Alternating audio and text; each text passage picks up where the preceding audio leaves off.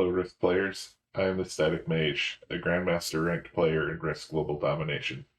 Today's video is the second lesson in my series about progressive capitals on the classic map. In this video, we will cover capital selection. Class at the Mage's Risk School is now in session. In the previous video, we learned that capitals have a defensive advantage, and that a good capital is difficult to card block. Let's illustrate this with an actual example. It is pretty clear that purple is in big trouble here. We call this a 1-point block. I am blocking them by stacking in just one territory, Cyan. Not surprisingly, the Australia capitals are the worst on the board. Here's an example where I found myself blocked. Egypt is in the second tier of capitals. It certainly isn't bad. You can see that it took 1, 2, 3, 4, 5, 6, 7 points to block. Here's the math why Egypt is a better capital than Eastern Australia. The first thing we will do is count cap cards. Remember, a cap card is a territory that touches a capital. Eastern Australia only has 2 cap cards. For Egypt, there are 1, 2, 3, 4 cap cards. The more cap cards, the better, since we assume you can always hit a territory adjacent to your capital to get a card. This shows the number of cap cards that each territory has. However, there is a more important consideration for how easy a capital is to block. We need to look at the territories that are 2 away from the capital, or in other words, territories that touch a cap card. Let's count those territories for Eastern Australia. 1. That's it, just 1. And now let's count those territories for Egypt. There are 1, 2, 3, 4, 5, 6, 7, 8, 9. So while I could block the Eastern Australia cap by putting a stack in Indonesia, I would need to stack in as many as 9 territories to block Egypt. This map shows the number of territories 2 away from each potential capital. The current Classic World Champion, A Noob No More, goes deeper into this map on several of his videos. I am linking to his Classic Caps playlist, which I strongly encourage you to check out. This map shows my rating of each potential capital from 0 to 4 stars. The worst capitals are those in a corner, like Argentina, Peru, South Africa, Japan, and anything in the Australia bonus. While the best capitals mathematically are in the center, they are Ukraine, Middle East, North Africa, and Afghanistan. Let's check in on an actual game that's just getting started. If I were green, I would be considering Central Europe or Mongolia here. Both of those are 3-star caps on my list. Having 9 troops on Mongolia already, and a blizzard touching Central Europe, I think Mongolia is their best choice. I'm not surprised they took Greenland. This is a popular choice because it's on a choke point. I don't think it's a great choice in general, and especially here with the blizzard in Northwest Territory taking away a cap card. Let's move on to blue. Blue's best choice here is North Africa. It's one of the 4-star caps, and all blue's other choices are bad. It's a bit risky to cap on a 2, as we will talk about later when we discuss turn 1 cap rolls. And blue makes the right choice. Red has what we call a god spawn. They spawned with 3 troops on each of the 2 best capitals, Ukraine and Middle East. The blizzard does take away a cap card from each, which is not ideal, but not fatal either. And red chooses Eastern Australia. I don't really know what to say here, that's just bad. It's the worst capital on the board in general, and even worse with the blizzard. I'll let you in on a little secret that probably won't surprise you. Red was a novice. But everyone has to start somewhere. If you happen to run into the red player, point them to this video. Let's move on to purple. Good mathematical choices for purple here are Ural and India. Alaska may be viable to cut the board in half, even though mathematically it's not the greatest capital, and especially here with the blizzard. India is safer than Ural because it has 5 troops on it already. And purple does go in India. Solid choice. Now it's my turn in the last seat. You can see that I couldn't move my mouse to Afghanistan fast enough. I'll walk through my thought process here before we move on. My other choices were Western Europe, Egypt, Scandinavia, Siam, Siberia, and Kamchatka. I rule out Egypt right away because capping on a 1 when you're last in the turn order is asking for trouble. Scandinavia is a 1-star cap on my map because it's easy to block, especially here with a Greenland capital and a South Europe blizzard. Western Europe is 3 stars, but it touches a blizzard and another capital on this map, so let's redo the math as it applies to this board. There are 1, 2 cap cards. We don't count the blizzard or the opponent's capital as a cap card. Normally there are 4 cap cards. Now let's count the territories touching the cap cards. There are 1, 2, 3. Normally here there are 8. Based on this board state, this 3-star capital is more like a 1 or a 0-star capital. We rule it out. Siam is a popular choice. I'd say you'll have a Siam capital in more games than not. It's also one of my least favorite capitals on the board because it's so easily blocked in the endgame. In this case, it would trap the red player behind me as well. We'll talk later in the video about capitals that are trapped behind others. Kamchatka cuts the board in half, so I briefly considered it, but ultimately I'm choosing Afghanistan because it's almost always one of the best caps on the board. I can also fortify in the 5 from Siam on my first turn. Let's get back to the lesson. Sometimes we play with blizzards, and that can change the math. One of my favorite capitals is Afghanistan, but look at these blizzards. Here, Afghanistan has 2 cap cards, and each of these touches only 1 additional territory. Mathematically, on this board, the Afghanistan cap is as bad as Argentina. Be sure you account for blizzards when making your capital choice. We already know that a player gets 3 troops when they select their capital. So if they cap on a 1, their cap will become a 4. If they cap on a 2, it will become a 5, and so on. Let's think ahead to the first turn, once capitals are selected. Players 1, 2, and 3 will receive 5 troops on their first turn. That's 3 troops for territories, and 2 troops for holding their capital. Players later in the turn order receive extra troops on their first turn only. Player 4 will receive 6 troops. Player 5 will receive 7 troops, and if there was a 6th player, they would receive 8 troops. One thing we need to be careful about is an opponent stealing our capital before our first turn. If that happens, we will not get the 2 troops for holding a capital, and our game will be in serious trouble. White has chosen to cap on Siam, which was a 2, so it became a 5 cap. That is next to a green 5, and green goes before white. Let's assume green puts all of their troops on India, making it a 10 stack. In balanced blitz, 10 attackers versus a 5 capital is a 68.63% roll. White could lose their capital on turn 1. Yellow caps on Indonesia, which is so bad I'm not even going to discuss it. Now it's my turn. I hold Middle East, so I'm going to choose it here, right? Just a moment. If I choose Middle East, it will become a 4 cap. If green puts all their troops on India, the 10 versus 4 roll is 88%. They could even double tap it from their 3 in Afghanistan. Even though Middle East is a great capital, it's too risky here, so we need to look elsewhere.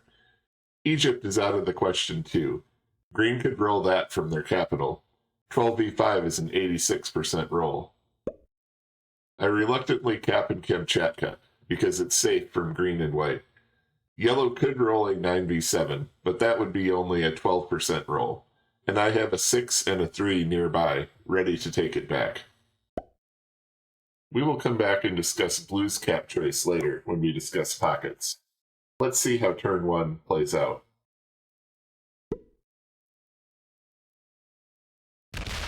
Green rolls white's cap on turn 1. And white immediately flags before they can even take their turn.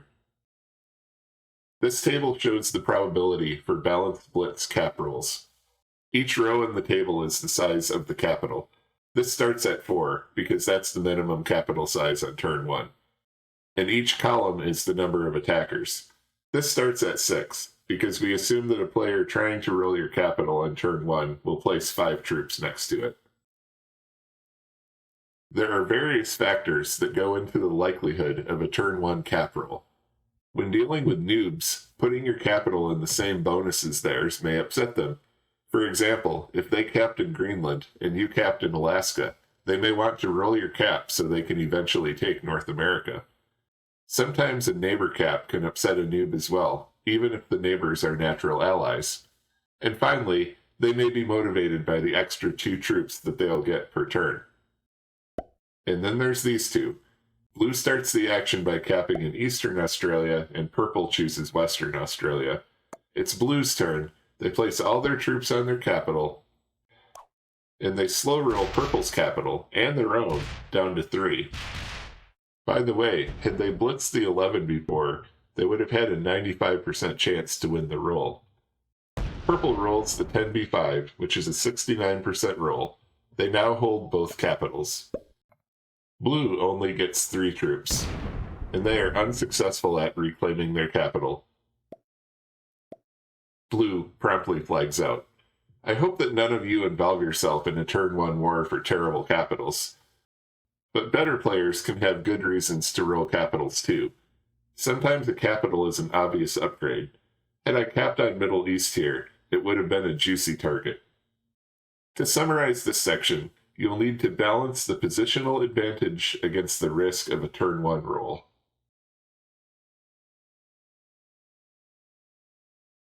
Take a look at this map. Red has capped in Central America, and there is a blizzard in Brazil.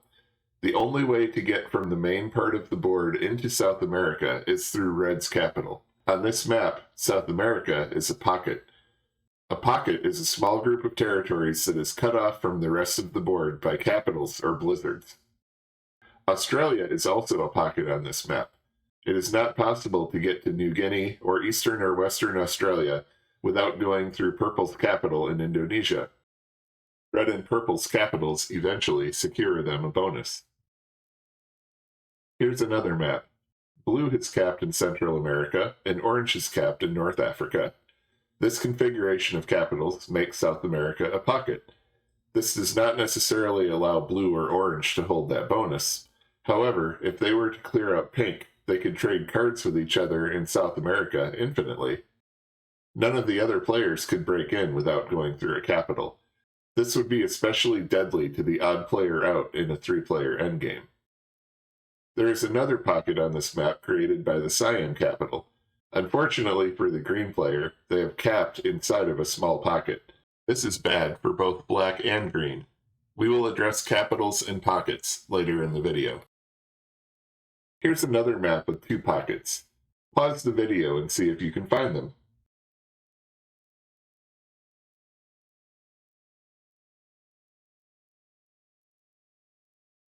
One pocket is in South America, similar to the previous map, created by the Central America and North Africa caps. The other pocket is in North America, created by Greenland, Central America, and Kamchatka caps. Let's fast forward to the 3-player endgame, where Red and Orange are trading in South America.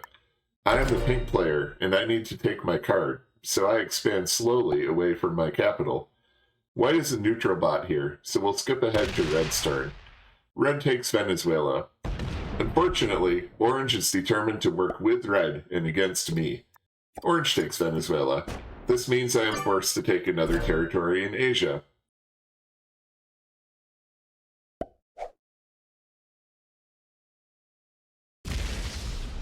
Red decides they want to card block me, so they place a large stack in Ural. Now it's Orange's turn, and they take their card in South America. I am forced to take my last card in Asia. Red and Orange trade in their pocket once again. Now it's my turn again, and I have to start moving into North America. I am going to run out of cards soon, so here I change things up. You'll need to wait till my lesson on the 3-player endgame to see how this one turned out. When you are evaluating capital choices, you want access to the best pockets. Returning to the capital selection for this game, I was the first to act. The blizzards did not really create any pockets. Mathematically, my best choices were probably India or Ural, although the Afghanistan blizzard nerfed both a bit. Seeing white with a 3 in Middle East and a 6 in Egypt, I figured they would cap on one of those. Likewise, the 5 in Greenland would be tempting for green, and the 6 in North Africa is an easy choice for red. I didn't know where orange would go. I did not have any of the best capitals here. I chose Kamchatka, hoping that a pocket would be created in the Western Hemisphere. That way, we could shut out white in the endgame. White captained Middle East, green captained Greenland, and red captained North Africa. My plan for a Western Hemisphere pocket to block white was in motion. And then orange went in Central America, which split the Western Hemisphere into 2 pockets. I think green, red, and pink played this correctly. Let's analyze white and orange's choices. White is capped in the main part of the board. This was a fine choice. They had no access to the Americas, except Quebec, which would have been a very poor choice. Orange capped in the Americas, which is already a pocket. If their exteriors are removed from the main part of the board, they will be confined to the Americas unless they break through a capital. If pink, green, white, and red all decide to trade in the main part of the board, orange will be card blocked easily. And that's actually what happened for part of the game. I believe that Siam would have been a better choice for orange here. Why? Because white and orange could trade with each other forever if removed from the Americas. Had orange captained Siam, white and orange could become best friends, because if one goes out, the other likely follows. On the classic map, there are 5 choke points that control access to different parts of the map. These are between Siam and Indonesia, North Africa and Brazil, Greenland and Iceland, Central America and Venezuela, and Alaska and Kamchatka. When there are blizzards on any of these territories, the map can play much differently. I am not going to talk much about Australia. There will never be a blizzard on Siam or Indonesia, and even if there is a capital on the choke point, it's only holding a small pocket. Here is a map with a Greenland blizzard. This makes Alaska, Kamchatka, and Brazil, North Africa more powerful. Black chooses a terrible capital in Eastern Australia. North Africa would have been a fantastic choice here. Red chooses Western Europe. Green caps on Alaska. That's an even better choice than usual because of the Greenland blizzard. I have no viable options for the Western Hemisphere, but I do have my favorite capital, Ukraine. Now we're waiting to see what blue will do. Mathematically, all of blue's choices are poor, but there's one spot that's better than the others with the choke points. Pause the video and choose blue's best capital.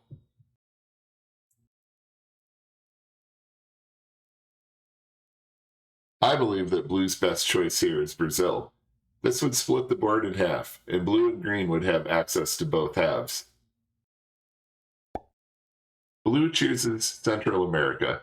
That is a choke point, and it does create a small pocket in North America. It would have been my second choice. There is also one other notable scenario, which is when Ukraine or Middle East is a blizzard. Putting a capital on the other territory is very powerful, as it cuts the board in half right in the middle. I chose Kamchatka here. If black goes for Ukraine, then Kamchatka also cuts the board in half. And black went for Central America. What a missed opportunity.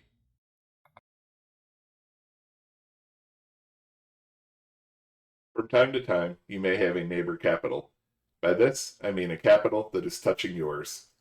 Many players make the mistake of automatically treating their neighbor as an enemy. Sometimes your neighbor is your worst enemy, but sometimes they can be your best friend. I have gone first and second with my neighbor on many occasions. On this board, I have both Northern Europe and Afghanistan. However, I am concerned about that red 5 on Ukraine. I don't think red is a good player, because a good player would have capped on Ukraine and not Siam. Therefore, I am choosing Greenland. I don't know the exact algorithm that bots use to select capitals. Blue chose Ontario, a neighbor cap. That's unfortunate because the bot will never take cards in set. This means that within about 3 rounds of trades, it will be profitable for someone else to take that cap. Either I will take the cap and have to split troops, or I will have a potentially hostile neighbor. White choosing Quebec here is rather infuriating. White had far better choices, like Siberia or even Iceland. The Quebec cap is pretty bad in general, and terrible with 2 neighbors. In certain situations, 2 neighbors are naturally friendly. On this map, pink in North Africa and green in East Africa are neighbors. This creates a pocket behind them, and this is the 3-player endgame. Green and pink trade cards in Africa, while white is forced to take the entire board. Once white holds the entire board, except for capitals, they are card blocked. There are a few places on the board where 2 neighbor capitals can create an infinite trading pocket. West Africa and East Africa are common capital choices, as you saw in the video. There are also China and India, which allow trading in Siam, and Kamchatka and Mongolia would allow trading in Japan. There are also possibilities in South America and Australia, but those are bad capitals, so don't choose them. There are also some situations where capital holders are natural enemies. This can occur when 2 players cap on the opposite side of a choke point. The blizzards on this map are quite intense. I go first and choose the Kamchatka capital to cut the board in half. Orange chooses Brazil, and black goes in Alaska. With our capitals across the choke point, black and I can't really help each other. This didn't create a pocket to trade in, and to get to the other side of the board, we would have to go through each other. Black and I will naturally be enemies in this game. White caps in China, which means my capital is in a small pocket. That's not good. And blue caps in Eastern Australia. No comment. Jumping ahead. White has invested a lot of off-cap troops, and their capital has become weak. Blue sets and takes advantage, clearing white from this pocket. A few turns later, I use my set to kill the white player.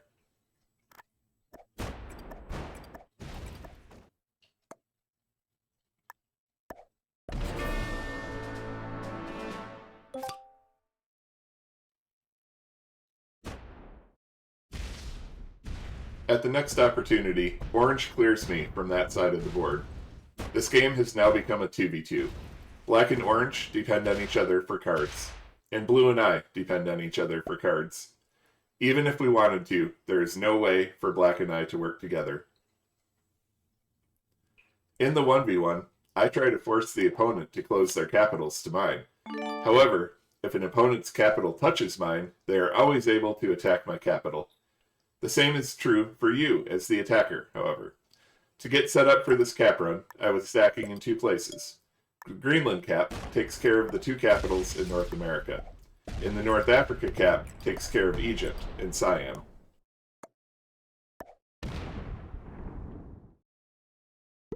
If you are going to card block someone whose capital touches yours, it will probably be your capital that gets slammed. Here's a case where green was capped in a pocket and out of cards. They made it pretty clear that if I did not give them a card, they would slam me. I don't really like making friends at gunpoint, and I could have eaten the slam. However, having a trading partner that depended on me was advantageous to my game.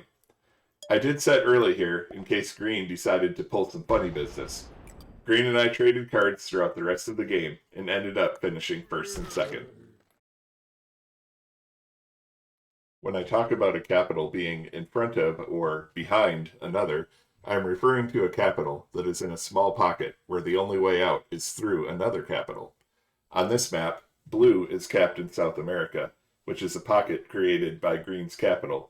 Blue is said to be capped behind green, because their only way out of the pocket is through green's capital. Likewise, yellow is capped in Indonesia, which is behind white's Siam capital. In general, you should avoid capping behind another capital. Once your exteriors are cleared, you will be card blocked easily. The red player here has made a very poor capital choice. Not only are our Australia capitals bad in general, but this capital is behind white. On turn 1, the red player takes Australia.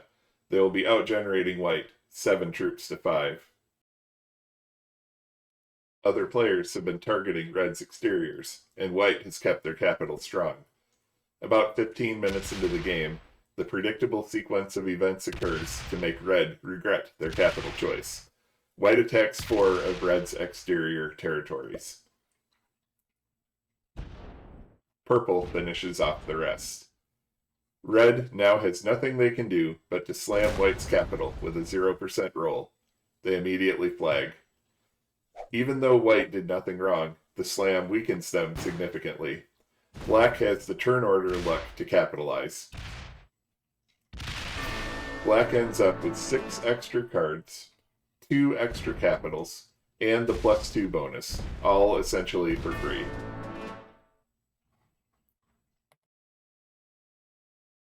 The sequence we just saw demonstrated the dangers of capping in front of someone. In this game, white chose their capital before red, so it really wasn't their fault. Let's not blame the victim, but was there anything white could have done differently? Perhaps. Here's the state of the board when white chose their capital. Ural, China, and Siam are viable options. Let's look at red's positions. Red's largest positions are in Australia, and it looks like they can take it on turn 1. You know better than to cap in Australia, but from red's perspective as a newer player, this is a god spawn. As white, I probably would have chosen China here. I really try to avoid the Siam capital, especially when I am early in the turn order. It's often no Australia, no win for newer players. This isn't to say that you can't ever take Siam. Here's a situation where I did cap there. I was 3rd in the turn order, with green and a neutral bot behind me. Red and white both chose reasonable capitals, although Middle East would have been better for white. Now, it's my turn. Brazil is in a pocket behind red, so that's out. Eastern Australia and Madagascar are out because we don't ever cap in corners. Irkutsk is generally not great, and there's a ton of bot material around it. Alberta is not a great choice in general, and with the Central America blizzard, its mobility is even more limited. Scandinavia is likewise generally not great, especially with white's cap also in Europe, so I am down to Ural and Siam. I slightly prefer Siam here to be a bit further away from red and white. I do risk that green will cap behind me on the 5 in New Guinea. Green ends up letting the computer pick their capital, and they get Quebec. After turn 3, the board looked like this. Siam turned out to be a good choice. Red and white were clearly working together. I'm not calling collusion, but they were obviously homies. White and green were constantly at war, breaking each other's bonuses and fighting over the North America capitals. Green got quite weak, but I kept the kill guard in Australia.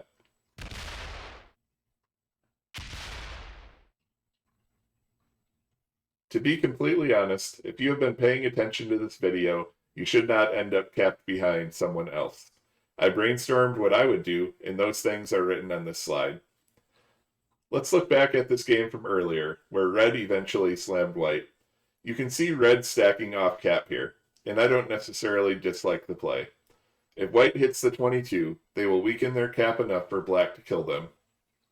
Red needed to choose from one of 2 approaches to stay alive. One option is to invest aggressively in their exteriors, so they can take cards as long as possible and eventually take another cap. In this game, green was spotting out. The Peru cap is certainly not great, but it was only a 12 at the time red slammed white. If red had 30 exterior troops, they might have been able to take that cap. The other option would have been to stack their own cap. Here, they would be hoping that something bad happens to white, giving them a chance to escape and maybe get back into the game. Or, otherwise, hoping that something crazy happens so they get a higher placement. Let's move on to some strategies if someone caps behind you. If this happens, I'm assuming that the player went after you in the turn order. The player is likely newer because an experienced player is unlikely to cap behind someone on purpose. Capping in pockets and corners is irresistible to many newer players. Let's revisit this game again. Green and white have chosen reasonable capitals, but blue and yellow have capped behind them. Let's see how the first round plays out.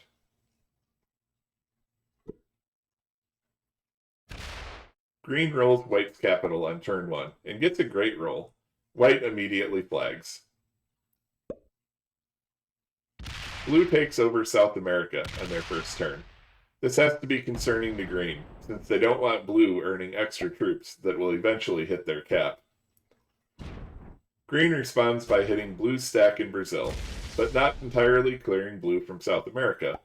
I think that's a mistake, especially considering that they only put 3 on the North Africa capital. Despite my advice not to defend multiple capitals if you're capped in front of someone, the North Africa capital is too good to pass up. Over the coming turns, this will become my majority capital.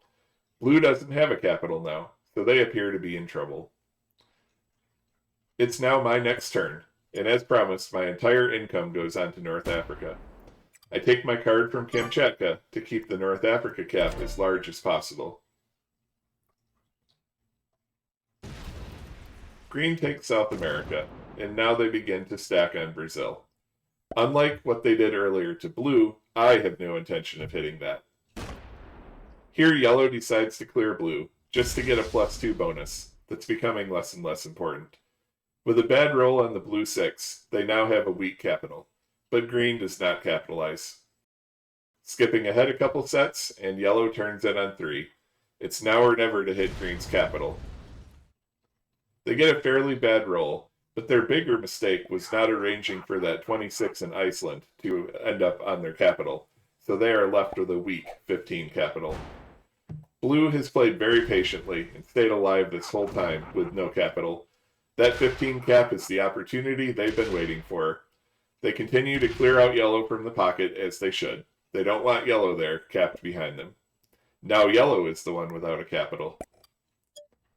With Yellow on 3 cards, it's now time to progress the game in 2 significant ways. First, I take the Yellow kill. They finish in 4th place.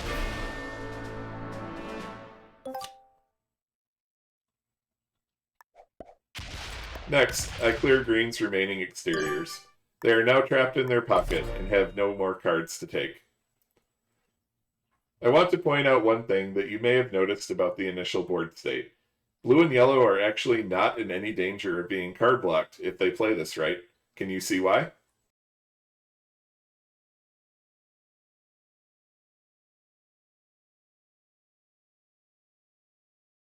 Yellow has Blue behind them in Australia. If Yellow does not clear out Blue to take the bonus, they could trade infinitely on Western Australia. Remember that Green took Siam. They would have been in big trouble now, since they had to defend 2 capitals. Blue and Yellow capitals would have each been growing twice as fast relative to Green's split capital. Green would be in danger of both Yellow and Blue breaking through. Of course, that's not how this game turned out, but it's an interesting scenario. Thanks for joining me on this deep dive into capital selection. If you want more instructional videos about classic progressive capitals, please subscribe. Thanks for stopping by. Class at the Mage's Risk School is now dismissed.